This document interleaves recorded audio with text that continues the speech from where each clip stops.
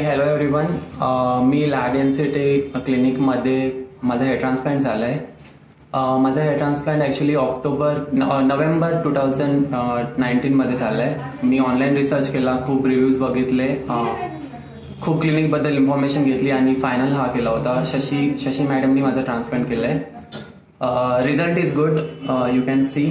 तर मला तर रिझल्ट चांगला वाटतं आहे. माझ्या फ्रेंड्सनी, माझ्या सगळ्या फॅमिलीनी पाहिलं आहे, त्यांना पण चांगलं वाटतं आहे. So I would recommend this clinic if you are interested.